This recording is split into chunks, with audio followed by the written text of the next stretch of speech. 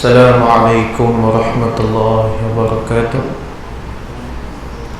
Alhamdulillahi rabbil alamin, wa bihi nasta'in ala umuri dunya waddin.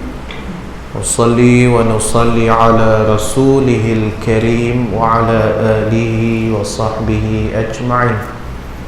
Bismillahirrahmanirrahim. Nawaitu ta'alluma wa ta'lim وتذكر والتذكير والنفع والانتفاع والإفادة والاستفادة والحث على تمسك بكتاب الله وسنة رسول الله صلى الله عليه وسلم والدعاء إلى الهدى والدلالة على الخير ابتغاء وجه الله ومرضاته وقربه وثوابه lillahi ta'ala. Allahumma aftah bainana wa baina qaumina bil haqq wa anta khairul fatihin.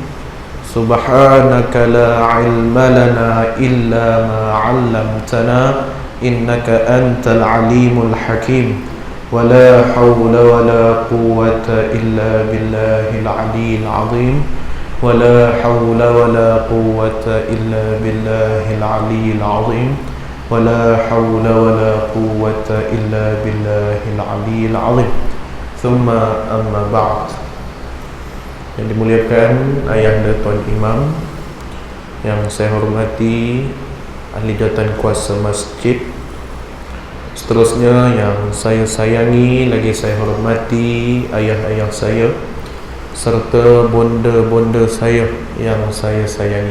Alhamdulillah, marilah sama-sama kita memanjatkan setinggi-tinggi rasa syukur kita kepada Allah kerana di atas segala limpah kurnia serta inayah pertolongan Dia, dapatlah sama-sama kita hadir ke rumah Allah ini bagi melaksanakan kewajipan dan tanggungjawab kita kepada Allah, iaitulah salat fardu yang ditunaikan secara berjemaah. Alhamdulillah, kita telah pun selesai menunaikan salat fardu maghrib secara berjemaah.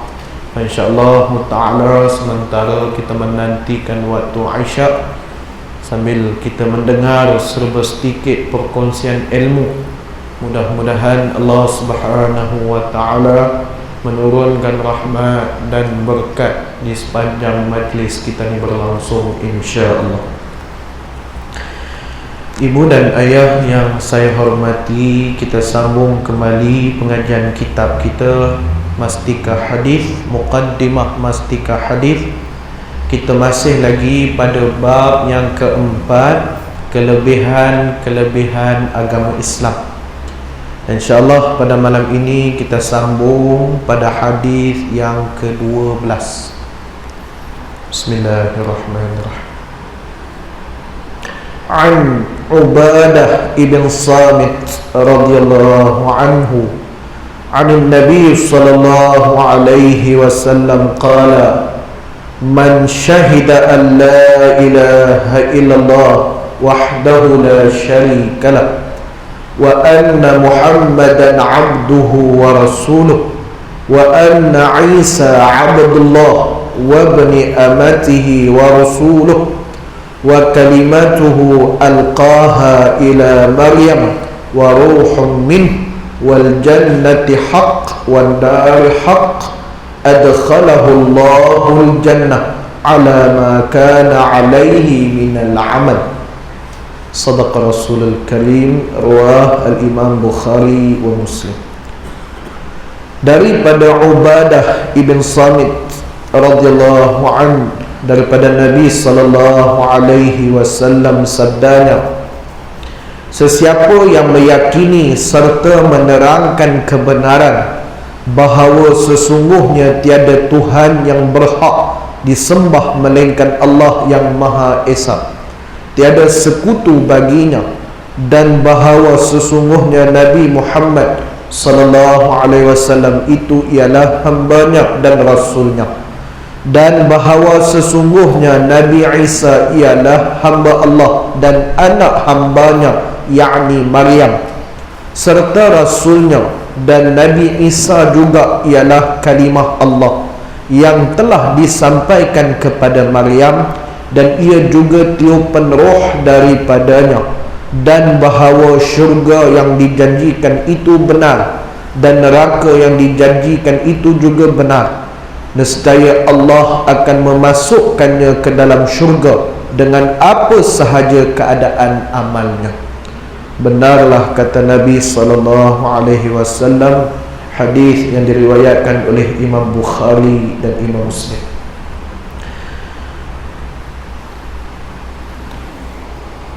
Daripada Ubadah ibn Samit, sahabat baginda Nabi SAW daripada kalangan Bani Qainuqa,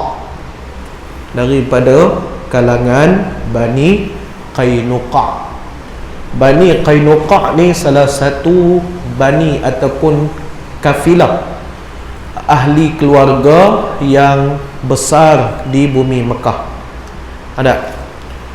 Di bumi Madinah, di bumi Madinah. Orang Arab ni dia hidup dalam kalangan puak, ataupun dia hidup dalam kalangan yang disebut sebagai ailah. Ailah ni maksudnya keluarga. Ada kalau kadang kita baca kan, contoh Abdul Rahman As-Sudais. As-Sudais tu nama keluarga. Ada Syekh Mahir Al-Mu'ayqali, Al-Mu'ayqali itu nama keluarga tu. Ada Syekh Abdul Rahman As-Surairah, At-Tarawnih, Al-Qarawlah. Al belakang tu itu adalah nama keluarga mereka. Contoh Abdul Talib Al-Quraishi, Abdul Talib, Abu Talib Al-Quraish. Al tu adalah nama keluarga. Kita tak bubuh nama keluarga tu dekat nama kita. Nama kita lah, tak ada nama ailah keluarga. Kecuali Syed, Wan, Tengku, Megat. Itu ada sebab kenapa diletakkan sebegitu. Syed yang duduk di Teluk Intan jumpa Syed yang duduk di Johor. Walaupun tak kenal, tapi datang daripada keluarga yang sama, daripada keturunan Syed, walaupun tak kenal. Kita macam tu lah. Dekat sini orang Arab ni dia ada al belakang dia tu. Jadi keturunan Ubadah ibn Samit ni daripada Bani Qainuqa. Dia merupakan orang Ansar yang terlibat secara langsung dalam perjanjian Aqabah yang pertama.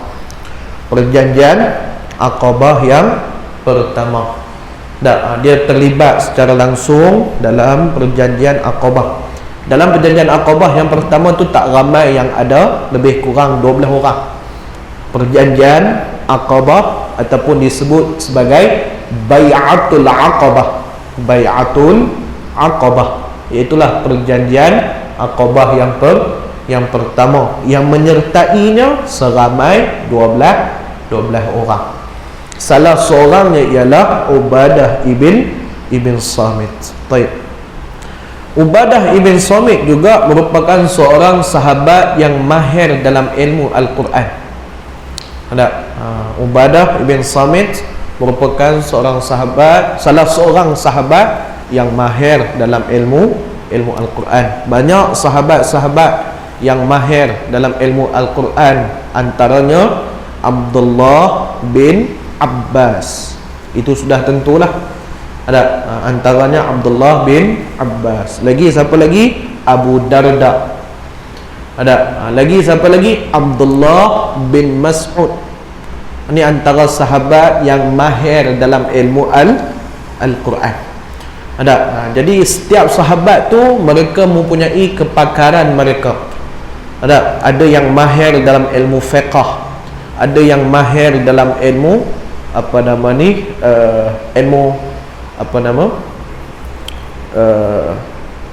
akhlak, adab. dan sebagainya. Jadi setiap sahabat tu ada kepakaran mereka. Baik. Ubadah ibn Samit, dia pakar, salah seorang sahabat yang pakar dalam ilmu Al-Quran. Dia wafat pada tanggal 34 Hijrah. Ubadah ni dia wafat pada tanggal 34 Hijrah. Maksudnya selepas 34 tahun berlakunya hijrah. Selepas 34 tahun berlakunya hijrah, dan dia wafat di Palestin. Dia wafat di Palestin. Itu salah serba sedikit cerita tentang Ubadah ibn Samit. Daripada Nabi sallallahu alaihi wasallam, kata Nabi, man syahida an la ilaha illallah wahdahu la syarikalah, barang siapa yang meyakini serta menerangkan kebenaran bahawa sesungguhnya tiada Tuhan yang berhak disembah melainkan Allah Ta'ala yang Esa. Baik. Ibu dan ayah yang saya hormati, kalimah ta'zim, kalimah yang paling besar sekali adalah kalimatut tauhid. Apa dia? La ilaha illallah. Itu namanya kalimatu tauhid, kalimah ta'zim, kalimah yang paling besar dan paling agung, iaitulah kalimah tauhid. Baik. Jadi kita wajib berpegang kepada kalimah tauhid tu.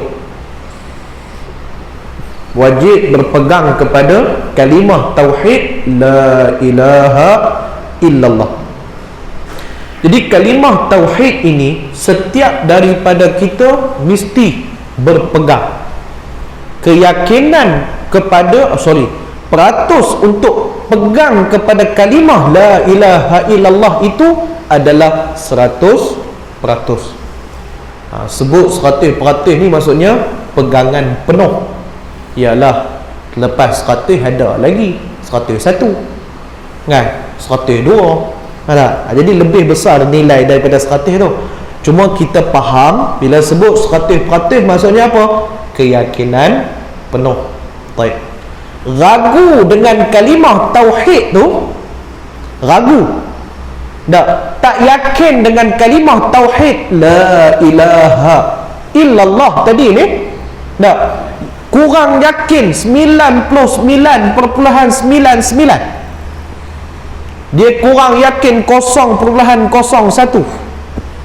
maka jatuh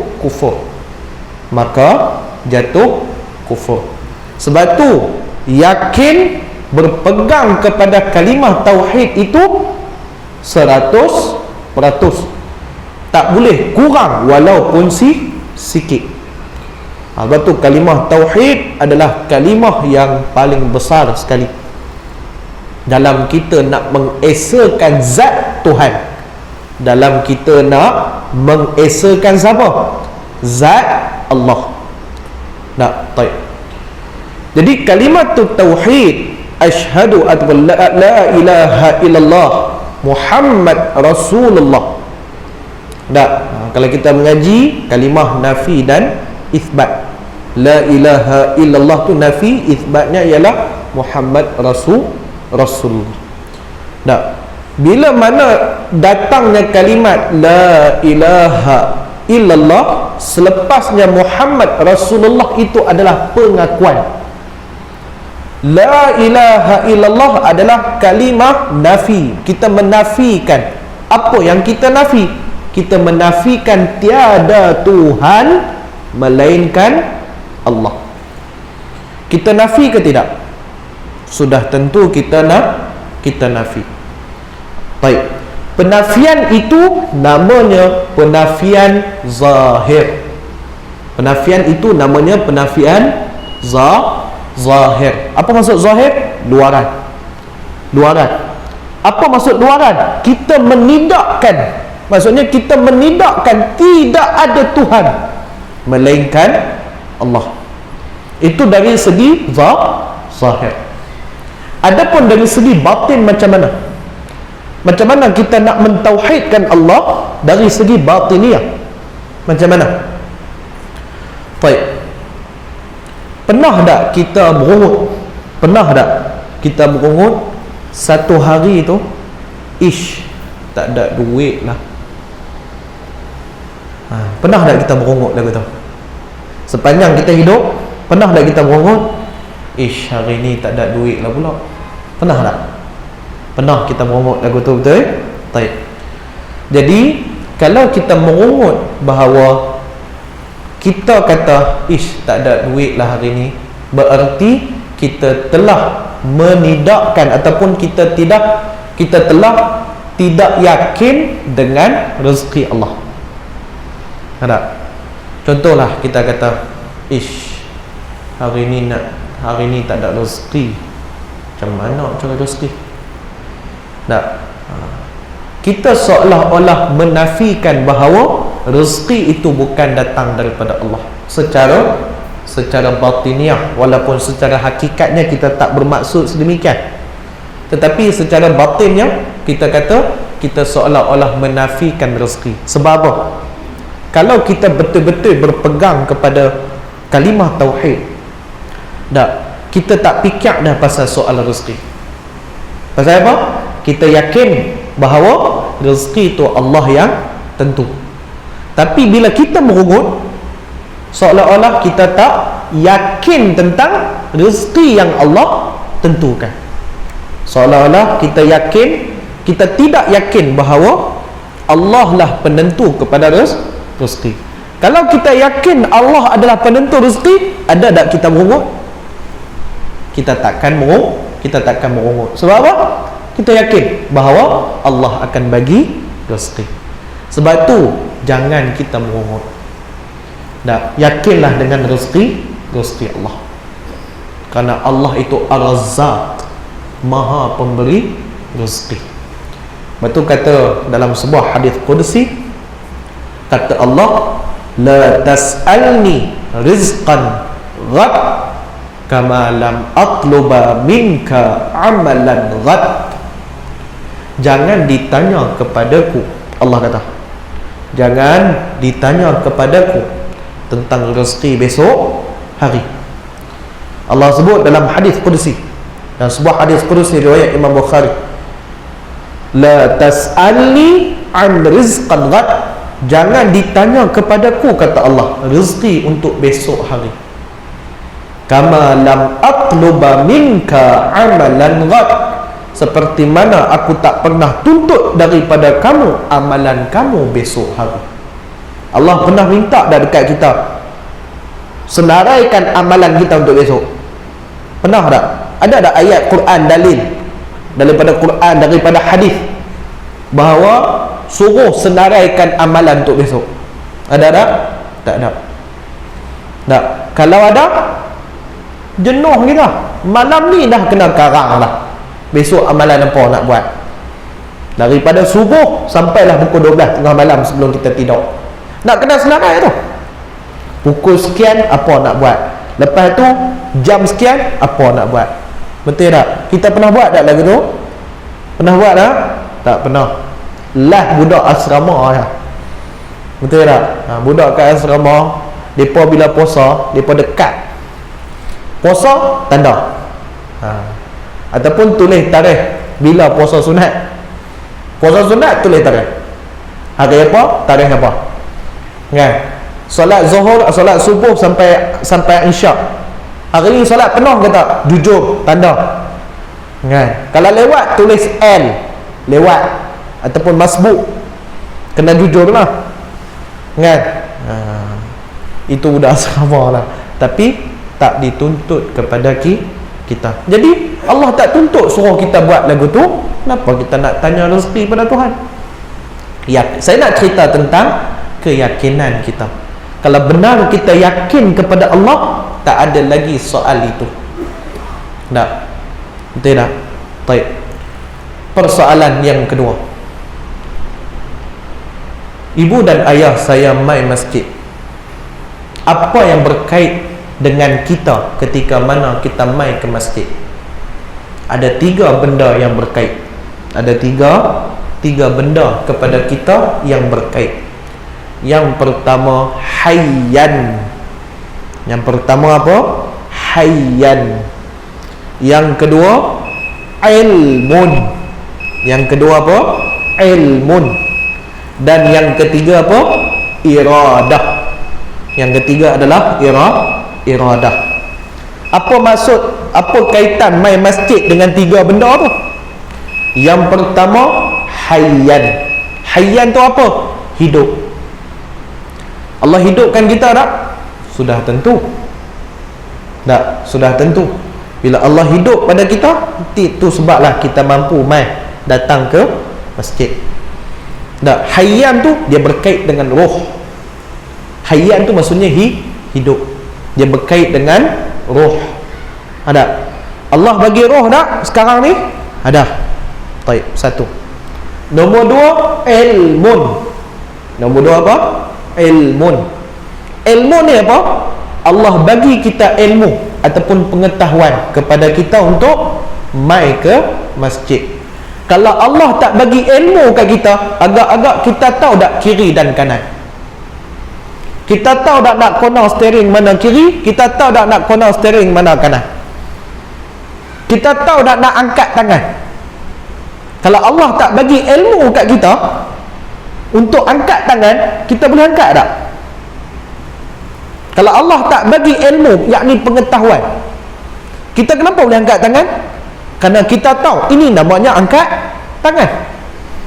Betul? Kalau Allah tak bagi ilmu itu, boleh tak kita main masjid? Sudah tentu tak boleh. Tak. Allah tak bagi ilmu cara nak corner steering ataupun jalan nak main masjid. Allah tak bagi ilmu tu, agak-agak jumpa tak masjid? Tak jumpa. Ha? Ramai tak jumpa. Tak. Tu sebab Allah bagi ilmu kat kita. Kita tahu kiri, kita tahu kanan, kita tahu depan, belakang, atas, bawah. Tak. Itu ilmu. Yang ketiga yang berkait dengan kita apa? Iradah. Iradah apa? Kehendak.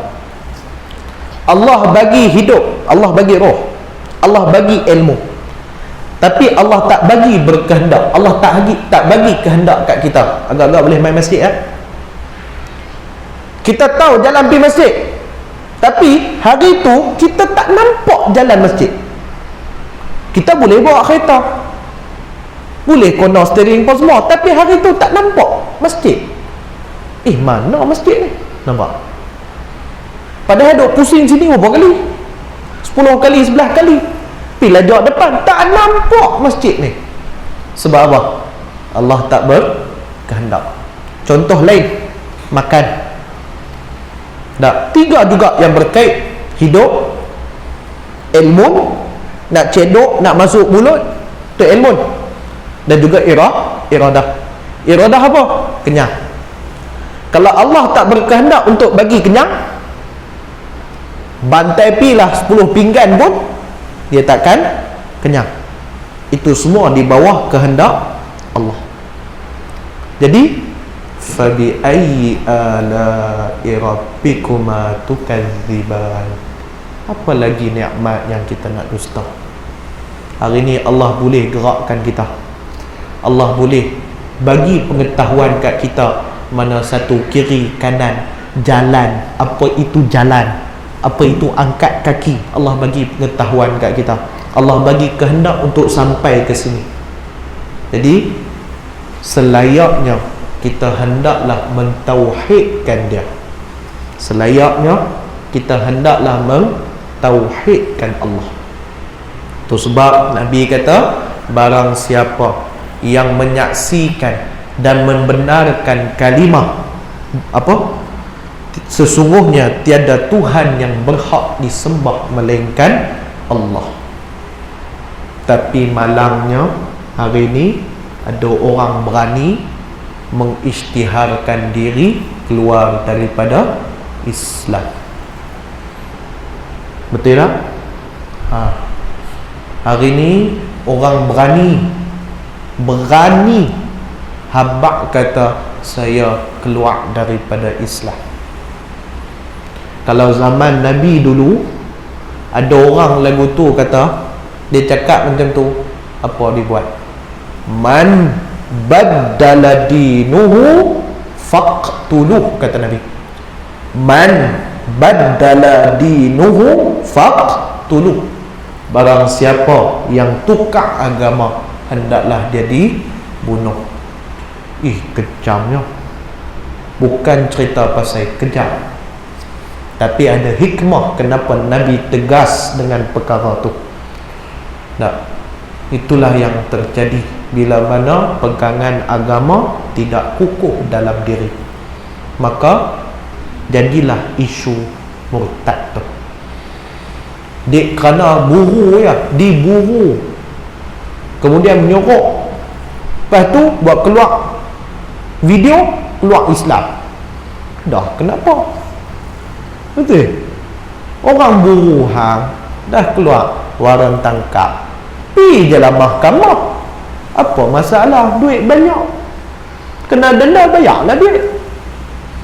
Ni dah lah buru, itu pergi menyorok, pas menyorok buat keluar video, kata keluar Islam. Dari segi qasad tu kita pun tak faham. Kenapa? Pasal cerita buru ya. Lepas tu keluar nak kata keluar Islam, kata orang tak sayang dan sebagainya. Ini problem. Inilah yang terjadi. Baik. Yang kedua, mengisbatkan bahawa Muhammad itu adalah hamba, abduhu wa rasuluh, hamba dan rasul. Kenapa dalam hadis ini Nabi sebut dirinya hamba? Satu. Dan yang kedua, rasul. Apa tugas rasul? Jadi kita nak tahu kenapa Nabi sebut hamba kepada dirinya. Sama seperti Allah sebut dalam surah Isra pada ayat yang pertama, subhanalladzi asra bi'abdihi laila. Maha suci Allah yang memperjalankan hambanya. Dalam ayat tu Allah kata dekat Nabi sebagai panggilan hamba. Kenapa Allah tak kata subhanalladzi asra Muhammad Ahmad, tapi Allah kata hamba bi'abdihi? Sebab apa Nabi panggil dirinya sebagai hamba? InsyaAllah kita sambung pada kuliah kita yang akan datang. Jadi kita berhenti dekat la syarikalah. InsyaAllah kita akan cerita juga dalam bab syirik, insyaAllah. Ya, Allah telah letakkan kita rezeki kita. Kenapa kita dituntut berdoa? Baik. Terima kasih Tok Wan. Allah telah menetapkan rezeki kepada kita, tetapi kenapa kita perlu berdoa kepada Dia? Baik. Memang dalam hadis tadi Allah kata apa? Jangan tanya rezeki padaku. Maksudnya kita tak boleh nak merungut kata rezeki apa hari ni. Daripada kita merungut, baik kita meminta. Sebab minta itu adalah kerja kita hamba. Dalilnya Al-Fatihah. Iyyaka na'budu wa iyyaka nasta'in. Itu adalah kerja hamba. Siapa hamba? Kita adalah hamba. Apa kerja kita? Iyyaka na'bud. Itu yang pertama. Kerja hamba yang pertama apa? Sembah. Sembah siapa? Allah. Itu kerja yang pertama. Yang kedua apa? Wa iyyaka nasta'in. Dan kerja kita sebagai hamba yang kedua adalah minta pertolongan. Hanya engkaulah kami sembah, hanya engkaulah kami minta pertolongan. Jadi kerja kita patut kita kena minta kepada Allah rezeki kepada kita, bukannya merungut. Hadis tadi cerita merungut. Jangan ditanya rezeki tentang besok. Maksudnya besok ni nak makan apa? Nampak? Itu seolah-olah kita rungut ataupun kita menanya kita apa?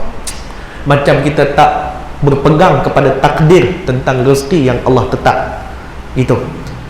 Tapi kita dituntut untuk meminta. Itu kerja kita sebagai hamba. Macam mana cara nak minta? Al-Baqarah. Macam mana cara nak minta? Al-Baqarah. Ya ayyuhalladzina amanu sta'inu bis-sabri was-salah. Wahai orang yang beriman, hendaklah kamu minta kepadaku dengan sabar dan mendirikan salat. Jadi cara nak minta rezeki kepada Allah lagu mana? Kita bersabar, salat, kemudian kita berdoa, bukan yang mengurut. Boleh dia? Boleh, insya-Allah.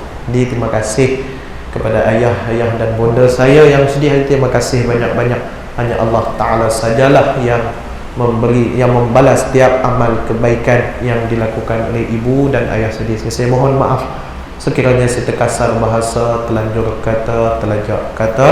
Saya mohon maaf banyak-banyak. Saya selalu berdoa kepada Allah, semoga jemaah yang selalu main masjid, yang selalu main salat berjemaah, yang selalu main mengaji, menuntut ilmu, semoga Allah kurniakan kesihatan yang baik, dipanjangkan umur, dimurahkan rezeki, serta diberi kefahaman yang baik dalam memahami agama Allah Subhanahu wa ta'ala.